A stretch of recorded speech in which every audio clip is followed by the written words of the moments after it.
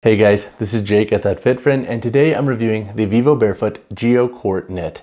So 3 things that I like about this model is number 1, this is a pretty good all-season barefoot shoe for daily wear. So I think it can be a little bit of a struggle at times to find really good looking barefoot shoes that you can dress up and wear out and about for pretty much every season. This barefoot shoe does a really good job at that. So we have a wild hide leather upper, it is decently heavy, and then we also have some Woolmark wool to help with that thermoregulation of this heavier upper construction. So when we are wearing this in the summer, it does keep your feet relatively cool, and then in the colder months, this model does stay relatively warm as well due to that wool. So I do like this model for everyday wear in every season. Now, I do wish there were more colorways for this model, but we can talk on that later.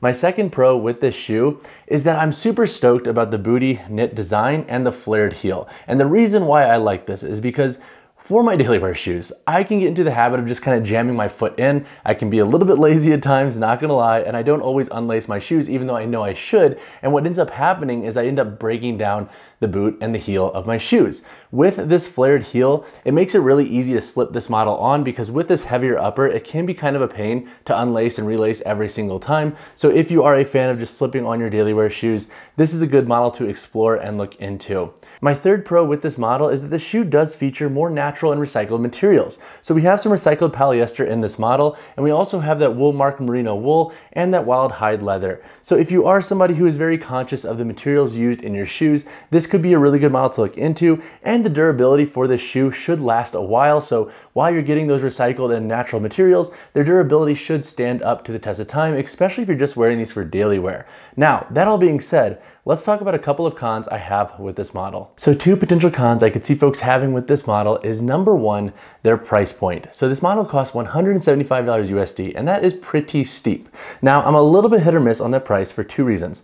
Number 1, I think if you are somebody who just wants a barefoot shoe for daily wear that you can dress up and wear all the time and every season, then that price point could be more justified. I think this shoe will last you a while in regard to its construction, and if you take good care of them, I could see your investment going the distance. And because it can be tough to find barefoot shoes for daily wear, this would be a model that I think would be worth exploring and investing in if that's an ask that you have. Now, I'm a miss on this price because if you want a barefoot shoe for a little bit of everything and training, running, etc., and then also some daily wear, you can definitely find more budget-friendly models on the market, and you could even explore other Vivobarefoot shoes that come in at lower price points. And if you're gonna invest in this model, I would suggest shopping around for coupons or looking for coupons to get a discount on this shoe just to save you a little bit of money. The second con that I have with this model is that if you're somebody who wants like maximal feel with the ground, this model may not be the best fit for you. So the shoe features the movement sole from Vivobarefoot. This is a 2mm thick sole with 2.5mm thick golf ball lugs. And we also have a cork insole in this shoe. The combination of these 2 features give the shoe a little bit more of a structured feeling. And so while I think for most folks that's not gonna be the biggest deal, if you are somebody who literally wants the least amount of material possible between your foot and the floor, the overall feel in the shoe may not be what you're looking for. So just keep that in mind if you're going to invest in this model. I think for most folks, you will enjoy the overall feel, and you can remove this insole to get even closer to the ground. But with this movement sole, it is a little bit more thick and a little bit more rigid feeling than other barefoot shoes that feature very, very minimalist materials. Now, let's talk about the performance in the Geo Court Knit. So when chatting on the performance in the Vivobarefoot Geo Court Knit, I'm going to tweak this performance section slightly. I'm going to talk about how this shoe does for casual lifting, walking, and daily wear. I'm not going to be talking about running or more versatile training. Why is that? Well, since the price point of this model is so high, and since we have a thicker leather upper construction, I would say just be conscious if you plan to use these shoes for those activities of how much stress you're putting into the leather of the shoe and how much sweat you're going to be dumping into them. With leather uppers, they can be a little bit hit or miss in the context of those activities. So if you want your investment to go the distance, I would just say limit your use of this model for running and versatile training. So doing like plyometrics or anything that's going to put a ton of stress into this wild hide leather upper. So when it comes to lifting, if you want a shoe that you can like wear to the gym in the morning and then to go to work in, and you don't want to necessarily bring multiple shoes with you, I think this shoe will work. You get a nice level of ground feedback. The toe box is plenty wide, and with this model, it is plenty stable for your training. So you can also take out that insole and get closer to the ground with this model. And with that movement sole, I think this could actually be a good shoe too if you are a beginner to barefoot shoes and you need a little bit more structure to your sole to train in.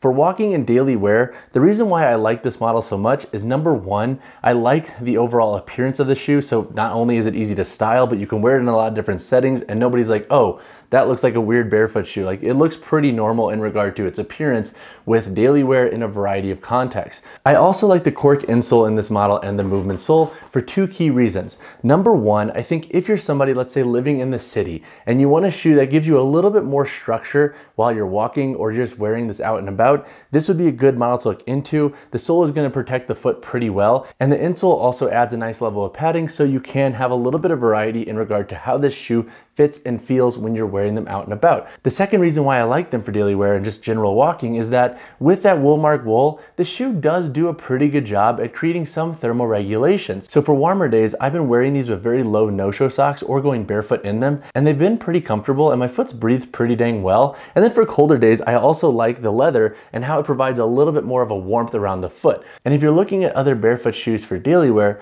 some of the models with lighter mesh uppers can be a little bit cool at times. And if you are somebody who does have colder feet like myself in colder months, then that would definitely be something to consider. Now, if your feet run hot all the time, that's probably not the biggest deal for you.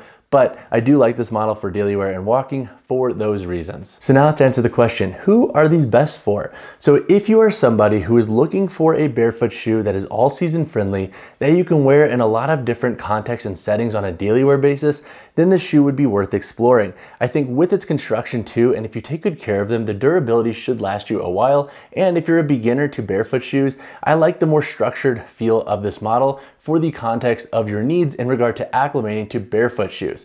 Now, if you're somebody who wants a barefoot shoe for a little bit of everything and you also want a barefoot shoe that you can train in, then you would want to look at different models because you could definitely find more budget-friendly shoes that will match the context of your ass a little bit better than the Geo Court Knit. When chatting on the sizing and fit in the Geo Court Knit, I have two thoughts. Number one, I think most folks should be safe going true to size in this model. So this is a 43 EU 10 US model. I wear this size in all of my Vivobarefoot shoe reviews for continuity purposes to see where the discrepancies lie because Vivobarefoot shoes vary a lot. And so in this model, if I push my toes all the way up, I have about a ½ inch of room at the end of the heel. This is not enough to warrant heel slip in this model for me, and I think the upper does lock you down enough to where I don't think heel slip will be an issue for most folks, even if they do run a little bit long. My second follow-up point is that if you are a half size and you generally have room at the end of your toe box in your half size shoes, then go down. So if you're a 9.5, then you would want to go 9 in this context. Now, if you wear a 9.5 and you normally have very limited room in your shoes, go up to a 10. And on that note, I'm just gonna say, Vivobarefoot, can you get your sizing right? Your sizing and fit is the bane of my existence in all of my Vivobarefoot shoe reviews because there's always discrepancies. Like the Primus Trails, they run small. The Primus Light, they run pretty true. The Geo Racer Knit are similar to this where they run a little bit long, but not enough to usually cause slip. Like, guys, just get consistent with your sizing. You will make all of our lives easier. And then if you offered half sizes, you know, that would be cool. That would clear up a lot of the confusion around the sizing and fit in your shoes. But I hope that helps you guys out. If you have any questions, obviously on the sizing and fit, drop a comment down below, and I apologize for my mini rant there. When chatting on the price in the Geo Court Knit, you can expect to pay $175 USD. Now, is that worth it? I'm gonna defer to the sections before where I kind of talk about the context where this model can be worth it. I would also suggest trying to shop around for a coupon if you can, or using a discount code on this model because that'll knock the price down a little bit and make that price a little bit easier to swallow. All right, guys, now let's talk about the weight drop and insole in the Geo Court Knit. So for my size 10 model here, we have a weight of 11.15 ounces.